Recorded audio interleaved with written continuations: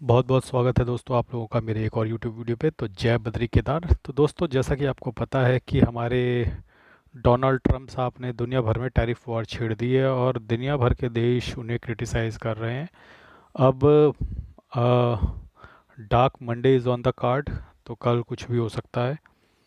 और आप देख सकते हैं कि एक बार अगर हम वर्ल्ड मार्केट को एनालाइज करें तो इंडेक्स तो बंद होता है लेकिन फ्यूचर्स चालू होते हैं। तो फ्यूचर्स अगर आप देखें तो गिफ्ट निफ्टी का जो अपना निफ्टी का फ्यूचर है वो लगभग 2.68% नीचे है। तो जनरली जो गिफ्ट निफ्टी होता है वो निफ्टी से 100 पॉइंट ऊपर होता है। तो 22,340 के आसपास ये नज़र आ रहा है। तो इसका मतलब कि निफ्टी जो है 22,240 के आसपास रह सकता है।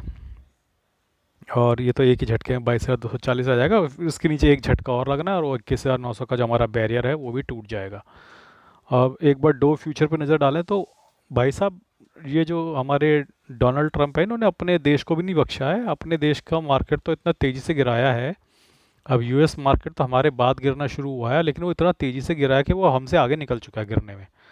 तो हम उतना नहीं गिरे, हम तो अभी 16-15% के आसपास खड़े हुए हैं निफ्टी में। तो ये तो सीधा भाग कर नीचे 20-20% पहुंच गए हैं। नेस्डेक तो ऑलरेडी 23% गिर चुका है। अगर आप नेस्डेक पे नज़र दिखाएं तो नेस्डेक आपको पता होगा कि जो जितनी भी टेक्नोलॉजी टॉप 100 टेक्नोलॉजी कंपनियां हैं वहाँ पे आईटी से रिलेटेड, उनका इंडेक्स कहलाता है नेस्डेक।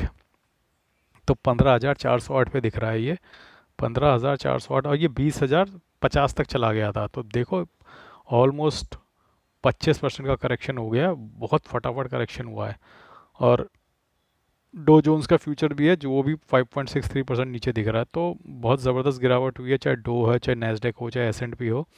और दुनिया भर के बाज़ारों में गिरावट हो रही है। निक्की भी, हैंगसेंग भी, डेक्स भी, सीएसी भी, कॉस्पी भी, कुछ नहीं बचा हुआ, सब बर्बाद कर दिया।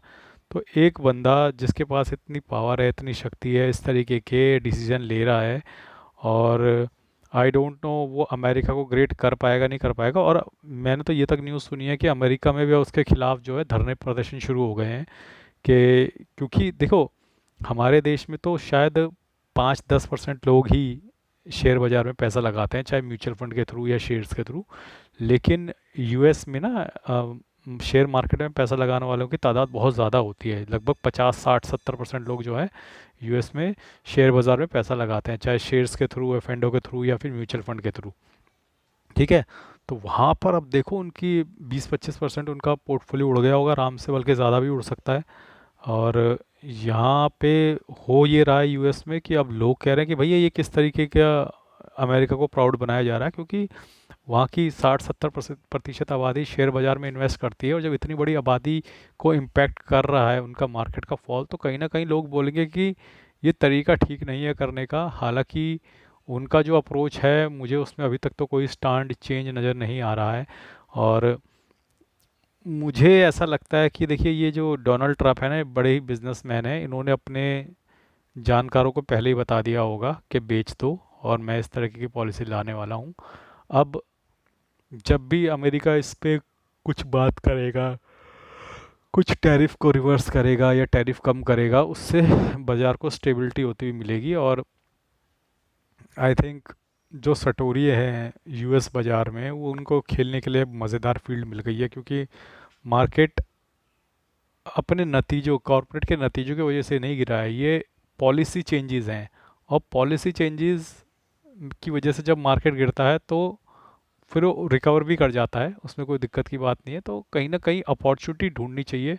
और इस वक्त लोग, जो समझदार लोग हैं, वो अपॉर्चुनिटी ढूंढ रहे होंगे। जो कम समझदार लोग हैं, या फिर कम समझदार तो मैं नहीं कहूँगा कि, लेकिन जिनको ज़्यादा समझ नहीं है, वो इस वक्त रो रहे होंगे कि हमारा पोर्टफोलियो गिर गया। और जो समझदार लोग होंगे वो इसमें अपॉर्चुनिटी ढूंढ रहे होंगे। याद रखिए कि जब यूएस पे ट्विन टावर पे प्लेन अटैक हुआ था तो कई लोग शॉक में थे और मौन कर रहे थे उस सिचुएशन को।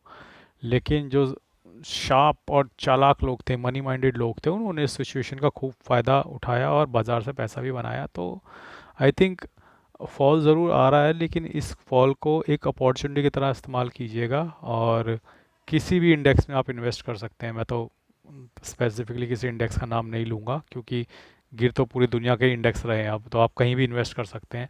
लेकिन जहाँ तक इन्वेस्ट करने का सवाल है तो आप लोग इन्वेस्ट कर सकते हैं, चाहे निफ्टी में करें चाहे बैंक निफ्टी में करें। फॉल तो अब इनएविटेबल है, अब तो फॉल आना ही आना है, तो ज़्यादा परेशान ना हो। इस तरीके की पॉलिटिकल और पॉलिसी चेंजेस पहले भी हुए हैं, और ये तूफ़ान भी कुछ समय में गुजर जाएगा। अब ये 2 महीने में गुजरेगा, 4 महीने में गुजरेगा या 6 महीने में गुजरेगा, वो अभी देखना पड़ेगा। लेकिन इसे एक अपॉर्चुनिटी की तरह लें, ठीक है। आप इसे परेशानी ना समझें कि भैया बहुत नुकसान हो जाएगा। ठीक है, पोर्टफोलियो में डेंट पड़ेगा, लेकिन वो पोर्टफोलियो में डेंट पड़ रहा है, वो दोबारा रिवर्स होके ऊपर आ जाएगा, आप उसकी टेंशन ना लें। लेकिन एक अवसर की तरह इसे लें और उस अवसर को बढ़ाने की कोशिश करें। और मैं भी कोशिश करूँगा, और जो जो मैं कोशिशें करूँगा मैं आपको आने वाले दिनों में बताता रहूँगा। आज के लिए बस इतना ही। धन्यवाद। Good bye.